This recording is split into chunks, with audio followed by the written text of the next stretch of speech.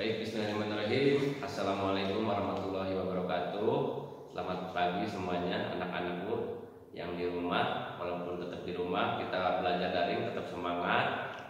Untuk kali ini kita akan belajar materi mengenai ini ya. Ini adalah jangka sorong. Sebelum belajar dimulai, alangkah baiknya kita ucapkan Bismillah. Bismillahirrahmanirrahim. Sebelumnya, salam satu hati, Farhat ya. Kita lihat ini. Sebelumnya kita lihat PowerPoint. PowerPoint ini adalah vernier kaliper ya. Ini alatnya seperti ini. Jadi alat vernier kaliper atau bahasa Indonesianya itu jangka sorong. Ini alat digunakan untuk mengukur bisa diameter luar, diameter dalam, kemudian bisa untuk mengukur kedalaman juga. Jadi next. Nah ini ya. Ini adalah fungsi vernier kaliper atau jangka sorong. Yang pertama itu untuk mengukur dimensi luar benda. Nah ini aplikasinya seperti ini.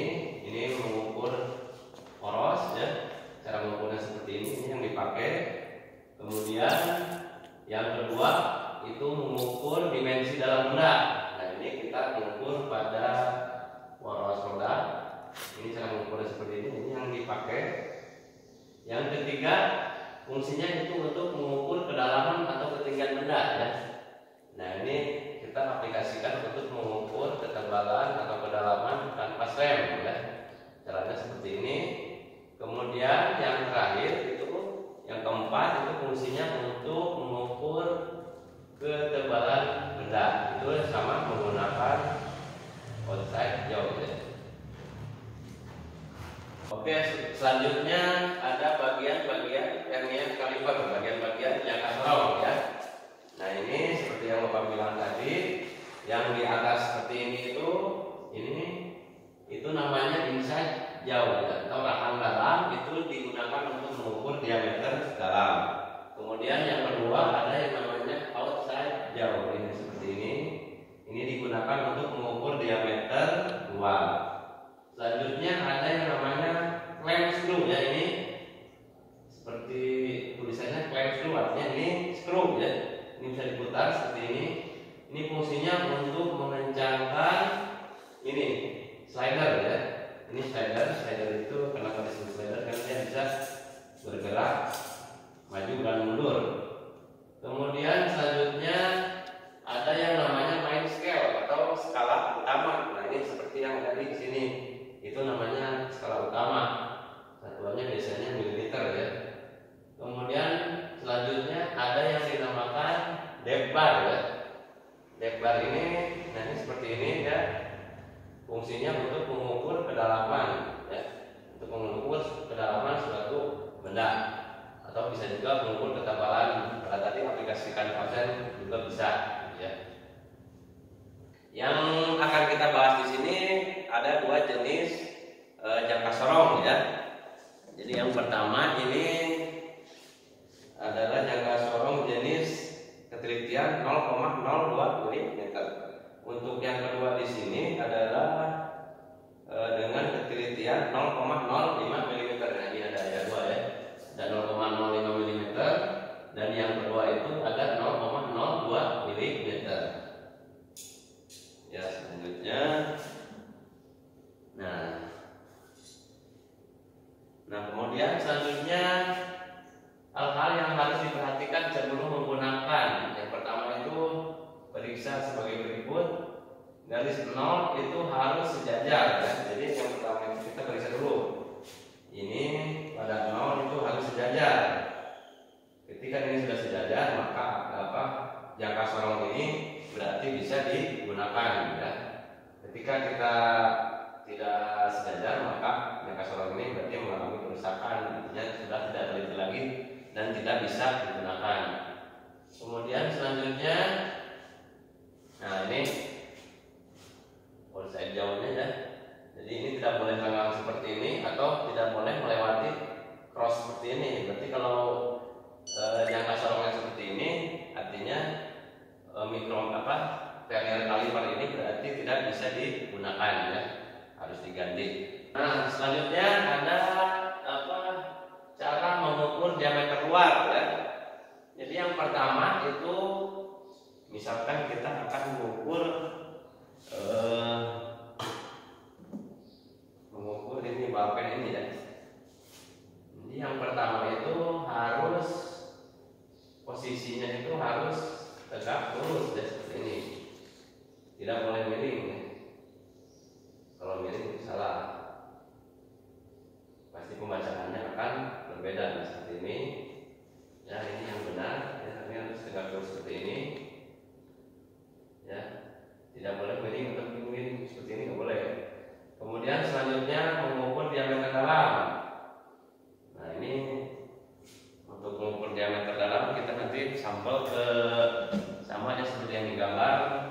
Kita akan menggunakan tromol ya. Ini sama ya, jadi posisinya. Nah, ini seperti ini.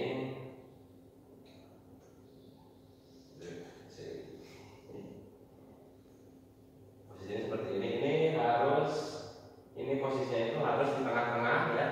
Yang pertama itu di tengah-tengah, tidak boleh di pinggir seperti ini, harus di tengah-tengah ya. Karena kalau di pinggir itu hasilnya tidak akan maksimal. Kemudian posisinya juga tidak boleh miring seperti ini atau seperti ini ya, harus lurus ya. Kemudian terakhir pada saat mengukur ketinggian itu juga pastikan si depth barnya itu harus lurus ya. Tidak boleh miring, ini harus lurus seperti ini. Tidak boleh miring seperti ini karena nanti akan hasilnya akan berbeda ya, akan lebih panjang. Jadi usahakan ini harus lurus ya. Selanjutnya, nah ini cara membaca vernier kaliper atau jangka sorong ya. Ini sebelumnya untuk ketelitian yang 0,05 dulu ya. Nah, ini sampel pada saat dibaca itu ternyata hasilnya seperti ini ya. Nah, cara menghitungnya bagaimana? Yang pertama kita cari dulu besarnya skala utama. Jadi skala utama kita baca dulu. Yang warna biru ini kita hitung 1, 2, 3, 4, 5, 6, 7. Ya, di sini 10 tambah 7 berarti 17 di skala utamanya. Kemudian kita tulis dulu di sini 17 ya. Selanjutnya kita cari skala verniernya ya. Secara verniernya itu kebetulan yang paling lurus itu di angka 4. Kita cari yang paling lurus ya. Ini agak miring, ini agak miring. Yang paling lurus ini dia di angka 4 ya.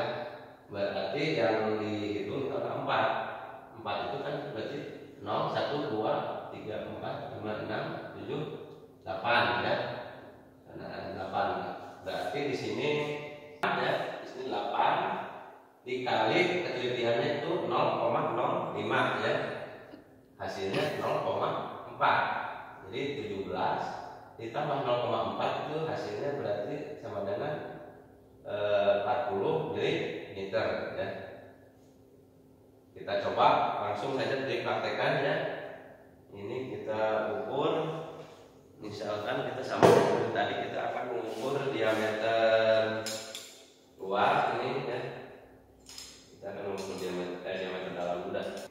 Nah, kita lihat angkanya berapa.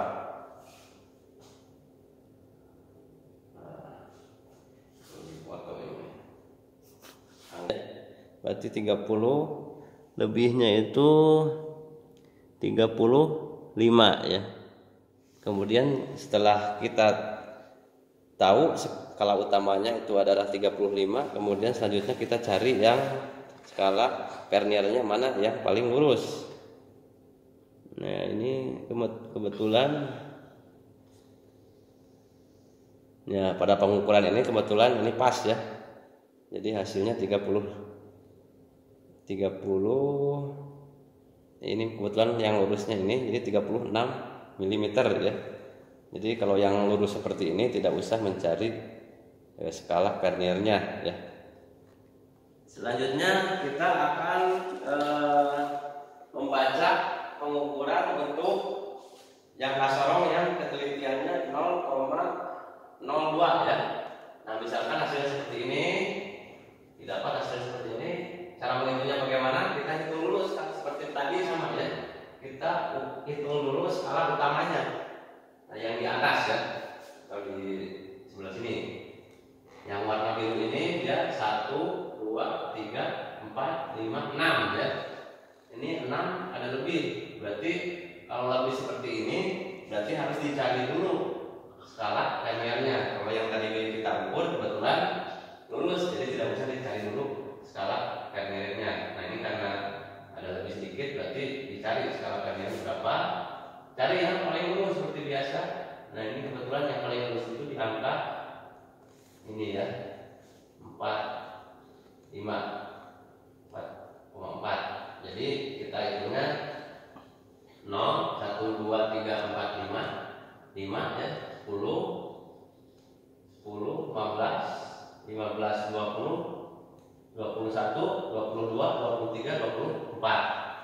Nah, berarti kita tulis sama tadi ya. Tadi skala utamanya itu ada 6 mili. Kita tulis 6 mili di sini. Kemudian skala kalian yang tadi 24, kita tulis di sini 24 dikali 0,02 ya.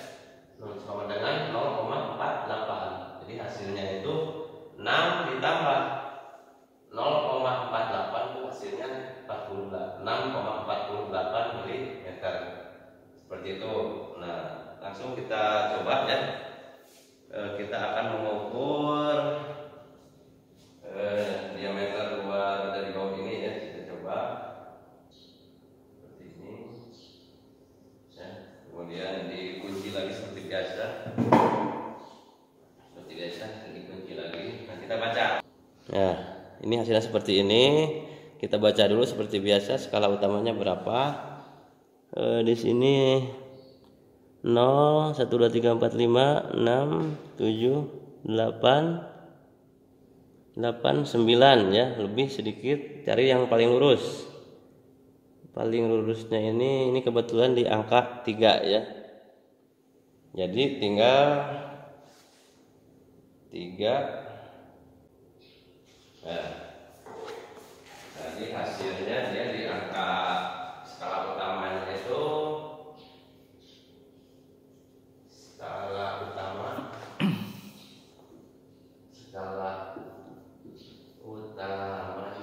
angkanya itu dia 9 ya. Kemudian yang kedua skala linearnya itu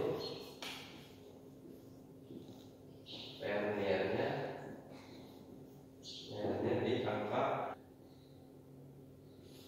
11 dikali dengan 0,02 ya. Berarti 0,22 ya. 0,22 berarti hasil pengukurannya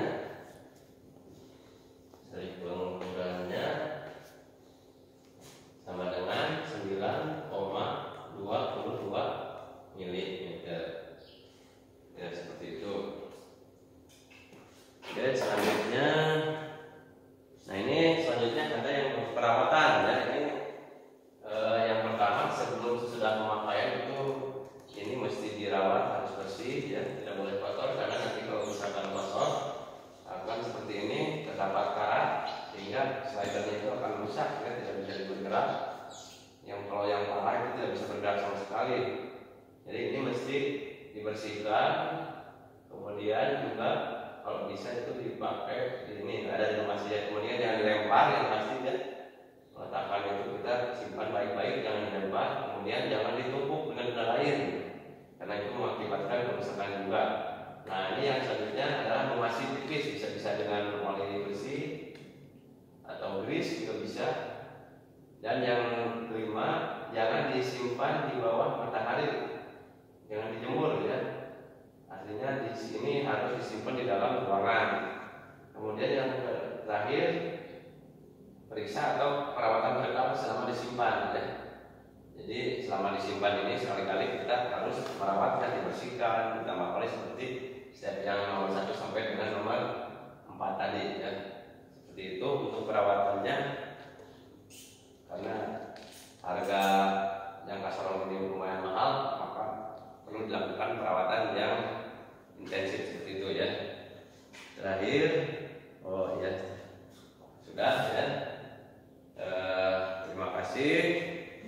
kalian sudah memperhatikan Bapak dari awal video sampai dengan akhir. Mudah-mudahan setelah melihat video ini, Bapak harapkan kalian bisa memahami ya, bisa mengukur menggunakan jangka sorong ini. Kemudian pada saat kalian praktek bisa diaplikasikan ya. Pada saat mengukur kanvas rem ataupun mengukur ini tromol ya, bisa digunakan ya. Mungkin gitu aja ya video dari mungkin gitu aja pembelajaran untuk hari ini. Mudah-mudahan ada manfaatnya. Kurang lebihnya mohon maaf. Assalamualaikum warahmatullahi wabarakatuh.